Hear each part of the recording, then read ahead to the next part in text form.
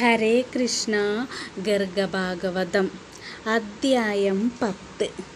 ചക്രതീർത്ഥ മഹാത്മ്യ വർണ്ണനം.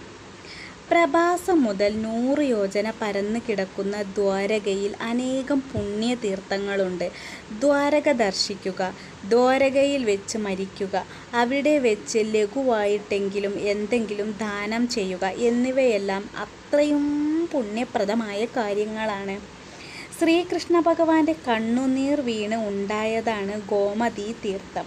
അതിൻ്റെ ദർശനം പോലും ബ്രഹ്മഹത്യാദി മഹാപാതകങ്ങളെ നശിപ്പിക്കുന്നു.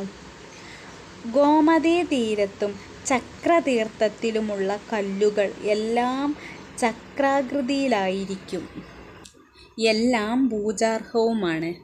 ചക്രതീർത്ഥത്തിൽ ദ്വാദശി ദിവസം സ്നാനം ചെയ്യുന്നവൻ കോടി ജന്മങ്ങളിൽ ചെയ്ത പാപം പോലും നശിച്ച് പരമപദം പ്രാപിക്കും. ഗോമതീ നദിയിൽ ചക്രതീർത്ഥം എങ്ങനെ ഉണ്ടായി എന്ന് പറയാം. അളകാപുരിയുടെ നാഥനായ കുബേരൻ ഒരിക്കൽ കൈലാസത്തിൻ്റെ വടക്കുഭാഗത്തു വെച്ച് ഒരു വൈഷ്ണവയജ്ഞം ആരംഭിച്ചു. ആ അവസരത്തിൽ ത്രിമൂർത്തികളും വരുണൻ, വായു, യമൻ, സൂര്യൻ, ചന്ദ്രൻ, ഭൂമിദേവി, ഗന്ധർവാപ്സരസ്സുകൾ, ബ്രഹ്മർഷിമാർ, ദേവർഷിമാർ എന്നിവരെല്ലാം എത്തിച്ചേർന്നു. കുബേരൻ പുത്രനായ നളകുബേരനെ ധനാധ്യക്ഷനായി ഭരണമേൽപ്പിച്ചു. ഗണപതി, മരുദ്ഗണങ്ങൾ, സുബ്രഹ്മണ്യൻ, ഘണ്ഠാനാഥൻ, പാർശ്വമൗലി എന്നിങ്ങനെ ഓരോരുത്തരും ഓരോരോ കാര്യത്തിൻ്റെ ചുമതല വഹിച്ചു. അവഭൃതസ്നാനാനന്തരം ദേവന്മാർക്കും ബ്രാഹ്മണന്മാർക്കും ദാനങ്ങൾ നൽകപ്പെട്ടു. യജ്ഞം പൂർണ്ണമായ അവസരത്തിൽ ദുർവാസാവു മഹർഷി അവിടെ കയറി വന്നു. കുബേരൻ അദ്ദേഹത്തെ സ്വീകരിച്ച് സന്തോഷിപ്പിച്ചു. അപ്പോൾ മഹർഷി അദ്ദേഹത്തിനോട് താൻ ഒരു യാചന നടത്താൻ പോവുകയാണെന്നും അത് സഫലമായാൽ വരം കൊടുത്ത് അനുഗ്രഹിക്കുമെന്നും വിഫലമായാൽ ശപിച്ച് എല്ലാം ഭസ്മമാക്കുമെന്നും പറഞ്ഞു.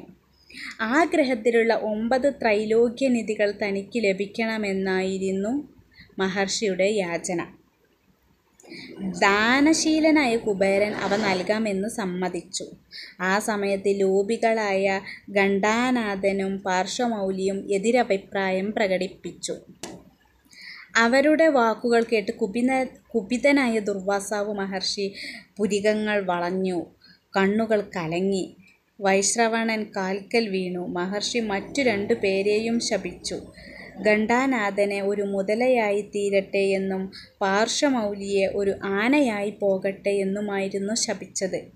അനന്തരം അദ്ദേഹം കുബേരൻ കൊടുത്ത നിധികൾ സ്വീകരിച്ച് കുബേരനെ അനുഗ്രഹിച്ചു.